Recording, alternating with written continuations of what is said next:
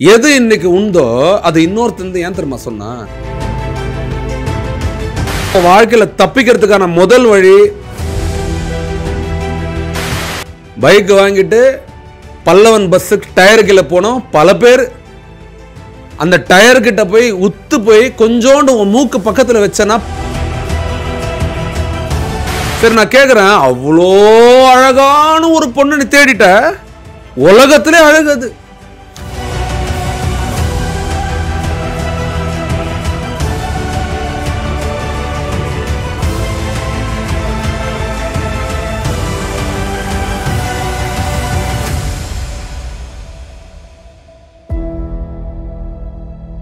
எது கெத்து? எது கெத்து? எதிரா கெத்து?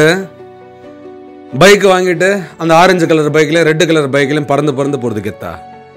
இல்ல காதுல கிடைக்கிற இடத்துலலாம் கம்பல் கடுக்கன் ஒன்று குத்திக்கிட்டு ஜாலியா ஃப்ரெண்ட்ஸ் கூட போறது கெத்தா? இல்ல கலர் கலரா தொப்பி மாட்டின்னு பேண்ட் முட்டிக்கு கீழே தூக்கின்னு முடிய வித்தியாசமா கட் பண்ணிட்டு கலர் முடியெல்லாம் போட்டுட்டு போறது கெத்தா? இல்ல ஏரியால ஏதோ ஒரு பொண்ணோட உஷார் பண்ணிட்டு பொண்ணோட போறது கெத்தா? எதிரா கெத்து? எல்லாத்துலயும் கெத்து இருக்கு, நிச்சயமா கெத்து இருக்கு.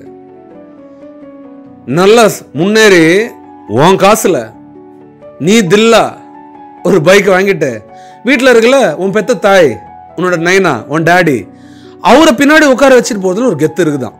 நீ தொப்பி போட்டுட்டு கலர் கலரா சுத்ததை விட உன் ஃபேமிலிக்கு 2 மூட்டை அரிசி கிரிசி வாங்கி கொடுத்துட்டு அவங்க தலையில துண்டு விழாத, அவங்க வாழ்க்கையில கஷ்டம் வராத பாத்துக்கிறது ஒரு கெத்து தான். உன் காதுல கடுக்கன் போடுறத விட சுத்திட்டு ஸ்டைலுக்காக உன் அக்கா குழந்தைக்கு மொட்டச்சு காது குத்துறதுக்கு காசு கொடுக்குற பாரு, அது கெத்து தான். கலர் கலரா முடிக்கு கலர் அடிக்கிறல, அதுக்கு பதிலாக 4 கலர் சட்டை, அப்பா ஒரே சட்டை போட்டுட்டு இருக்காரு, அம்மா ஒரே புடவையில் இருக்காங்க, ரொம்ப நாளாச்சு, ட்ரெஸ் எடுத்து கொடுக்கறது கெத்து தான். டே நான் இப்பயும் சொல்றேன், உன் லைஃப் உன் கூட போங்க அடிக்குது. உன்னை போங்க அடிச்சு உன்னை நடு தெருவில் நிக்கிறதுக்கு லைஃப் உன்கிட்ட விளையாடுது கேம்.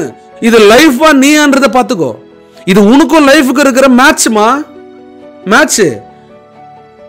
யார் இதுல ஜெயிக்க போறான்னு பார்த்துக்கோ. இது சிஎஸ்கே வெர்சஸ் ஆர்சிபி இல்ல, வாழ்க்கை வெர்சஸ் நீ. இந்த நேரத்துல ஜாலியா இருக்கிறது, மஜாவா இருக்கிறது, குஜாலா இருக்கிறது, அம்சமா இருக்கிறது, சூப்பரா இருக்கிறது எல்லாமே உன்னை தம்சம் பண்ணி உன்னை புதைக்க போகுதுன்னு அர்த்தம். பைக் வாங்கிட்டு பல்லவன் பஸ்ஸுக்கு டயர் கீழே போனோம். பல பேர் அந்த டயர் கிட்ட போய் உத்து போய் கொஞ்சோண்டு உன் மூக்கு பக்கத்துல வச்சனா, பல பேரோட ரத்த வாடையை பார்த்த டயர்கள் ஒன்னொன்னுமே செட்டில சுத்துற டயர். எத்தனை லாரி டிரைவர் அடிச்சிருக்காங்கன்னு கேளு. ஆமா, எப்படி உழைக்காத பைக் வாங்கினா நீ சத்தியமா ஆக்சிடென்ட் தானே பண்ணுவ. பக்குவம் இருக்காதுடா. டே 10 ரூபா சம்பாதிக்காத 10 ரூபா உன்னால பாத்துக்க முடியாது. காசு போட்டு நீ பைக் வாங்கலாம், பத்திரமா உன்னால பைக்ல வாழ முடியாது. பைக் டயர் உடஞ்சா எனக்கு பரவாயில்ல, பைக் நாசமா போட்டோம், 1.5 லட்ச ரூபா போனா போட்டோம், உயிர் போன என்ன ஆகும்? கத்தி பேசுறதுக்கு நான் ஒன்னும் ஆக்ரோஷமா பேசுறேன்னு நினைச்சுக்காத. நான் இப்பயே சொல்றேன், ஏதோ ஒன்று 4 பேருக்கு ஏதோ ஒரு லைஃப்ல ஏதோ ஒரு குட்டி குட்டியா ஏதோ ஒரு மாற்றங்கள் வந்துடாதான்ற ஒரு ஏக்கத்தில் இருக்கிற கடைக்கோடி மனிதர்கள்ல உங்க அம்மா அப்பாவும் ஃபர்ஸ்ட்ல வச்சிடறேன். அதுல லாஸ்ட்ல வர மனுஷன்லாம் நானும் ஒருத்தன். எவனா ஒருத்தன் திந்த மாட்டேன். ஒருத்தன் பைக்குக்கு வச்சிருக்கிற காசுலமா பைக் வேணாமா, தங்கம் வேலை பயங்கரமா ஏறுது, போய் தங்கம் வாங்குன்னு சொல்லாத விட்டுருவியா?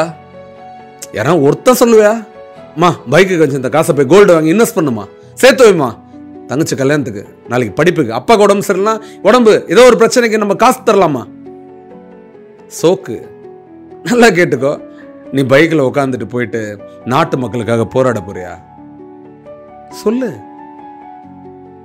பைக்கில் உட்காந்துட்டு ஏதாவது யூஸ்ஃபுல்லான விஷயங்களை செய்ய போறியா? இந்த டிராபிக்ல நம்ம ஊர்ல நீங்க வச்சிருக்கிற பைக்லாம் சிலதெல்லாம் தேவையா?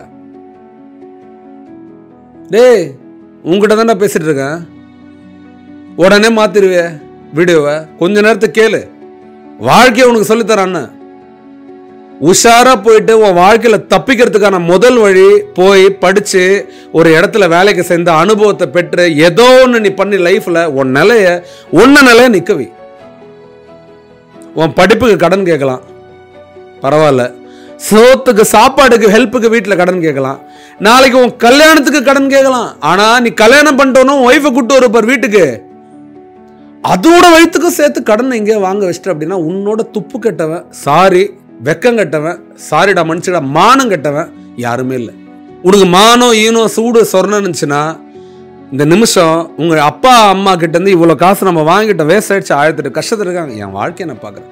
சரி, நான் கேட்குறேன், அவ்வளோ அழகான ஒரு பொண்ணு நீ தேடிட்ட, உலகத்திலே அழகுது, அதை உட்கார வச்சு நீ பார்த்துனே இருக்கலாம் வாழ்க்கை போற. அப்படிக்குது அது மூஞ்சி. உன்னதான்டா சொல்கிறேன். அண்ணன் ஏதோ பொண்ணுங்களுக்கு அகேன்ஸ்டாலாம் பேசல. நான் இப்பயே சொல்கிறேன், இந்த மாதிரி பசங்க மூஞ்சுங்க நாசமாக போனதுக்கு காரணமே இந்த மாதிரி பொண்ணுங்க தான். நான் சொல்கிறேன், அவன் வரும்போதே அவனை தொடப்ப கட்டையால் அடிச்சேச்சு, இப்போ உன் வாழ்க்கையில் படித்து முன்னேறி குடும்பத்தை காப்பாற்றுற, அப்புறம் லவ்க்கு வேணும் பண்ணுறான்னு சொல்லியிருந்தா சூப்பரு. உனக்கு கோயில் கட்டியிருப்போமா?